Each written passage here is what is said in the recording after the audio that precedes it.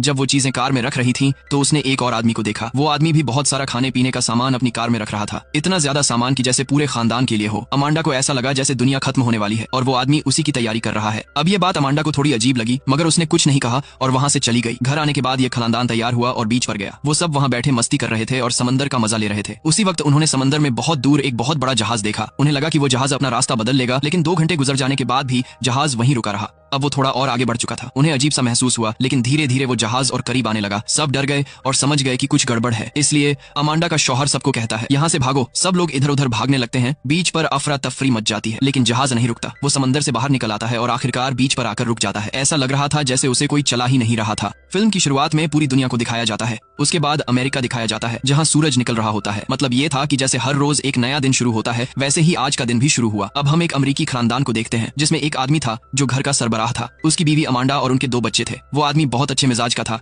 ज्यादा गुस्सा नहीं करता था, लेकिन उसकी बीवी अमांडा बहुत गुस्से वाली और शक करने वाली औरत थी। उसे लोगों पर भरोसा नहीं था, हर किसी पर शक करती थी। दोनों मियां बीवी काम करते थे। उनकी बेटी बहुत मासूम थी और उसे सीजन यानी टीवी शोज देखने का बहुत शौक था, जबकि उनका बेटा थोड़ा शरारती था। सुबह जब अमांडा का शौहर जागता है तो देखता है कि आज अमांडा का मूड बहुत अच्छा है। वो अपने शौहर से कहती है, मुझे छुट्टियों में घूमने जाना है, इसीलिए मैंने हमारे लिए एक आइलैंड पर घर बुक कर लिया है। सब लोग तैयार होते हैं और थोड़ी देर बाद आइलैंड के लिए रवाना हो जाते हैं। रास्ते में कार में बैठकर सब मस्ती करते हैं और बहुत खुश नजर आते हैं। कुछ घंटों के सफर के बाद वो लोग उस घर पहुंचते हैं जिसे अमांडा ने बुक किया था। वो घर बहुत खूबसूरत और बड़ा था, सबको बहुत पसंद आया और बच्चे पूल में नहाने लगे, जबकि अमांडा खाने पीने का सामान खरीदने मार्केट चली जाती है। पिछले मंजर में आपने देखा कि अमांडा एक शख्स को देखती है और घर वापस आने के बाद वो सब साहिले समंदर पर चले जाते हैं, जहां एक जहाज किनारे से कुछ फासले पर आकर रुक जाता है।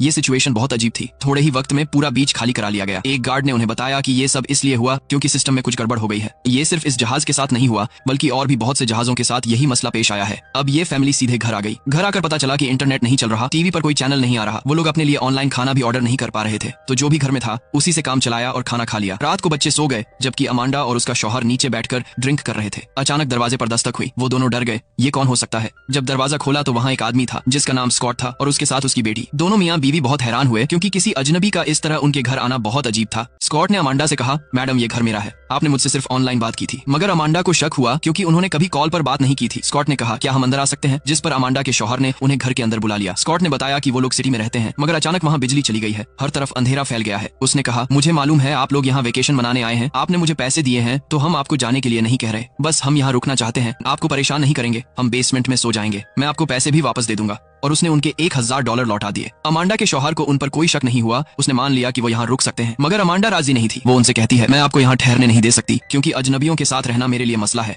मगर जब दोनों मियाँ बीवी अकेले बात करने लगे तो अमांडा ने कहा, मुझे इन पर शक है, ये लोग यहाँ किसी गलत इरादे से आए हैं। उसका शौहर बोला, वो मुसीबत में है, हमें उनकी मदद करनी चाहिए, मुझे नहीं लगता कि वो हमें नुकसान पहुंचाएंगे। ऐसा करते हैं, मैं उनसे आखिरी बार बात करता हूँ, अगर मुझे कुछ गड़बड़ लगी तो मैं उन्हें जाने को कह दूंगा। फिर वो लोग दोबारा बात करने लगे। स्कॉट बहुत अच्छे तरीके से बात कर रहा था, वो किसी खतरनाक इंसान की तरह नहीं लग रहा था, हालांकि उसके चेहरे से डर झलक रहा था। जब अमांडा और उसका शौहर यकीन कर लेते हैं तो अमांडा भी मान जाती है। तभी स्कॉट की बेटी टीवी ऑन करती है। टीवी पर हर तरफ इमरजेंसी ब्रॉडकास्ट लिखा आता है। अब साफ हो गया था कि स्कॉट सच बोल रहा था। बिजली चली गई थी, इंटरनेट बंद था और कोई चैनल भी नहीं चल रहा था। उन्हें पूरा यकीन हो गया कि हालात सही नहीं है। हर गुजरते पल के साथ सब कुछ और मुश्किल होता जा रहा था। स्कॉट एक सरकारी अफसर था, इसलिए वो हालात पर शक कर रहा था। उसके चेहरे से साफ नजर आ रहा था कि वो परेशान है। अगली सुबह अमांडा की बेटी ने कहा, मम्मी मुझे अपना सीजन का अगला एपिसोड देखना है, नेट नहीं चल रहा, कुछ करो। अब जब अमांडा ने अपना फोन चेक किया तो उसमें कुछ इमरजेंसी न्यूज दिखाई दी। जैसे ही उसने वो अपने शौहर को दिखाई, वो खबर अचानक गायब हो गई। उसका शौहर बोला, किसी ने पूरा सिस्टम हैक कर लिया है। मगर अमांडा की एक ही फिक्र थी कि 2 अजनबी हमारे घर में हैं। उसका शौहर बोला, मैं बाहर जा रहा हूँ, शायद कोई बता सके कि असल में हो क्या रहा है। उसके जाने के बाद स्कॉट और उसकी बेटी भी जाग गए। जब वो बाहर आए तो अमांडा ने कहा, मेरे फोन पर इमरजेंसी नोटिस आया था। ये सुनकर स्कॉट हैरान रह गया। अमांडा ने फिक्रमंद होकर पूछा, क्या हालात काबू से बाहर जा रहे हैं। स्कॉट मुस्कुराया और बोला, नहीं, उम्मीद है सब ठीक हो जाएगा। फिर उसने बताया, कई साल पहले भी ऐसे ही हालात बने थे जब एक वायरस फैल गया था जो 2 लड़कों ने बनाया था,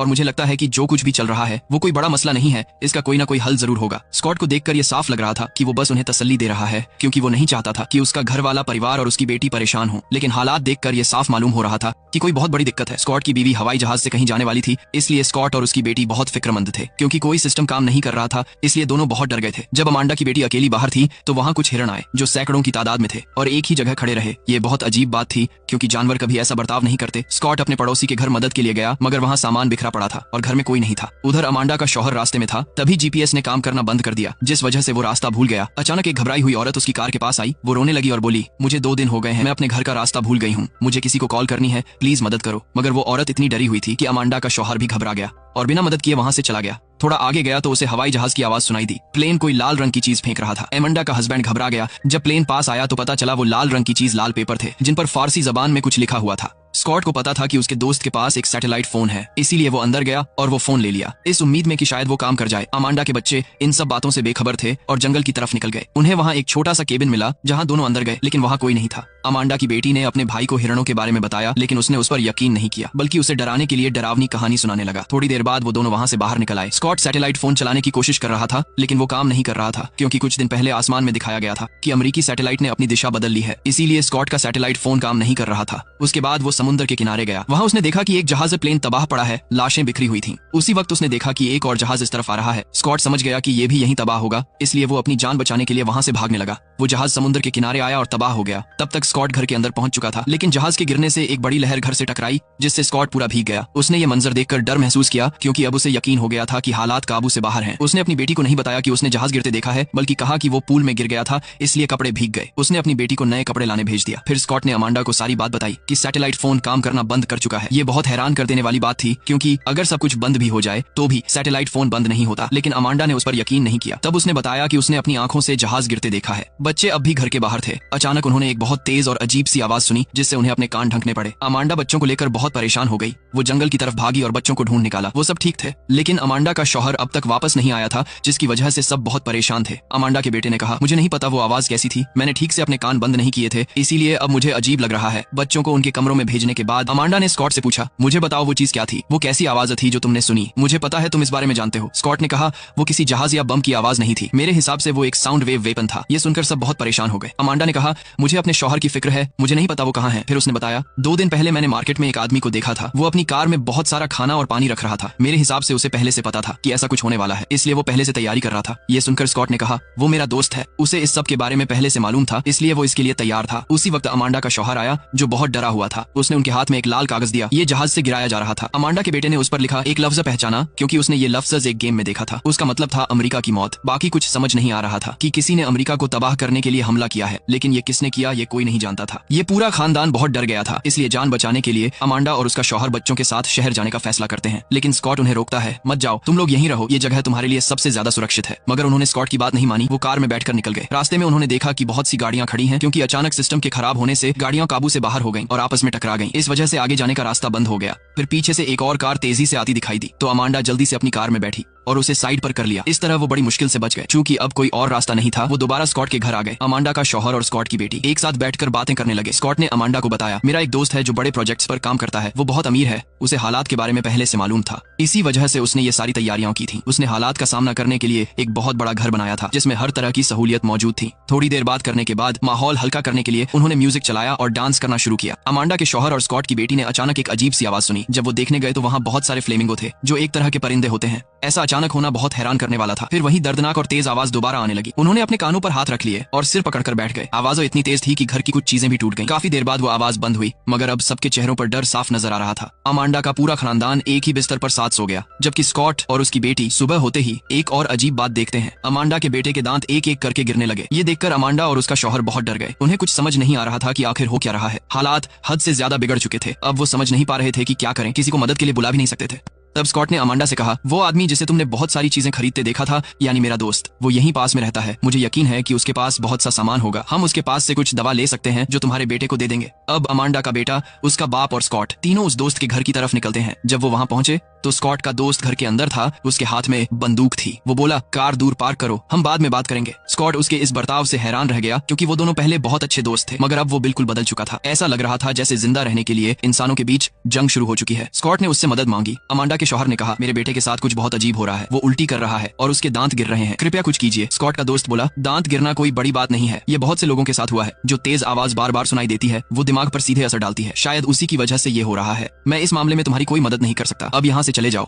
स्कॉट बहुत डर गया और उसने पूछा, तुम ऐसा क्यों बोल रहे हो? तुम जानते हो हम दोस्त हैं। उसका दोस्त बोला, वो सब पुरानी बातें हो गईं, अब सब कुछ बदल चुका है। हम पर हमला हुआ है, यहाँ जंग शुरू हो चुकी है। मैं वही करूंगा जो मुझे सही लगेगा। मैं अपनी फैमिली को बचाना चाहता हूँ और तुम अपनी फैमिली को बचाओ। तो बताओ मैं क्या करूँ? स्कॉट को यह सुनकर गुस्सा आ गया। दोनों के बीच बहस शुरू हो गई, जो इतनी बढ़ गई कि दोनों ने एक दूसरे पर बंदूक तान दी। मगर अमांडा का शौहर बीच में आ गया और उन्हें रोकने लगा। फिर उसने स्कॉट के दोस्त से गुजारिश की, कृपया हमारी मदद करो। अगर तुम मेरी जगह होते तो मैं तुम्हारी मदद करता। मैं तुम्हें पैसे देने के लिए भी तैयार हूँ। स्कॉट का दोस्त बोला, जब दुनिया ही नहीं रहेगी, जब हुकूमत ही नहीं बचेगी, कोई कानून नहीं रहेगा, तो इन पैसों का क्या फायदा। फिर उसने आखिरकार उनकी मदद की। उसने अमांडा के बेटे के लिए दवाई दी और कहा, ये काम या तो कोरियाई लोगों का है, या चीनी लोगों का, या शायद ईरान या किसी और दुश्मन मुल्क का, क्योंकि अमेरिका ने सालों में इतने दुश्मन बना लिए हैं जो अब सब एक होकर अमेरिका के खिलाफ खड़े हैं। मगर यहाँ किसी के पास सही जानकारी नहीं है। दवा लेने के बाद अमांडा का शौहर और स्कॉट गाड़ी में बैठ गए। रास्ते में स्कॉट ने कहा, मैंने हालात देखकर पहले ही समझ लिया था कि ये सब होने वाला है। अमांडा के शौहर ने पूछा, मतलब क्या है तुम्हारा? स्कॉट बोला, कोई दुश्मन मुल्क अमेरिका को तबाह करना चाहता है, इसीलिए उसने ऐसी साजिश रची है। जब भी किसी मुल्क को बर्बाद करना होता है तो 3 चालों वाला खेल खेला जाता है। पहली चाल ये होती है कि अगर किसी मुल्क की हुकूमत को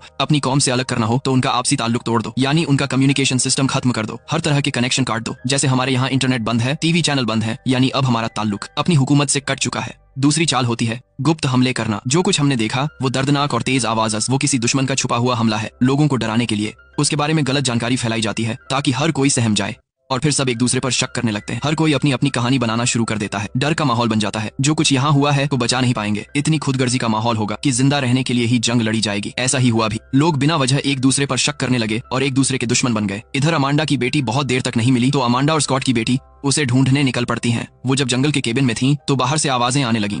जब स्कॉट की बेटी बाहर गई तो देखा बहुत सारे हिरण खड़े थे। अमांडा सामने आई और जोर जोर से चिल्लाने लगी, जिससे सारे हिरण भाग गए। फिर अमांडा की नजर शहर की तरफ गई जहां बम फट रहे थे। हर तरफ जंग का माहौल था। लोगों की चीखें सुनाई दे रही थीं। इसका मतलब था कि जहां वो थीं वो जगह अभी तक महफूज थी, क्योंकि शहर में तो अब कानून ही नहीं रहा था। लोग एक दूसरे को मार रहे थे, लूट रहे थे और जुल्म कर रहे थे। जब हुकूमत और कानून टूट जाते हैं तो यही सब होता है। इसके बाद हम देखते हैं अमांडा की बेटी को, जो उस घर में थी जिसका जिक्र स्कॉट ने भी किया था। वो उसका अमीर दोस्त था। वो जगह इतनी सुरक्षित थी कि अब वो सेफ्टी बंकर की तरह काम कर रही थी। वहाँ सब कुछ मौजूद था, खाने पीने की चीजें, यहाँ तक कि इंटरनेट भी चल रहा था। वहाँ बहुत सारी डीवीडी और सीडी भी थी, क्योंकि उसकी पसंदीदा सीरीज का आखिरी एपिसोड बाकी था। वो बैठकर उसे देखने लगी। आखिर में ये मालूम हुआ कि बहुत सारे मुल्क एकजुट हो गए थे और उन्होंने अमेरिका पर हमला किया था, क्योंकि वो अमेरिका को पूरी तरह मिटा देना चाहते थे। जहाँ तक तेज आवाज और हिरणों के बर्ताव की बात थी, वो दरअसल गुप्त हमलों की वजह से था। और अब अमांडा की बेटी को एक ऐसी मुकम्मल जगह मिल चुकी थी जहाँ ये पूरा परिवार सुकून से रह सकता था। यहीं पर फिल्म का अंत होता है।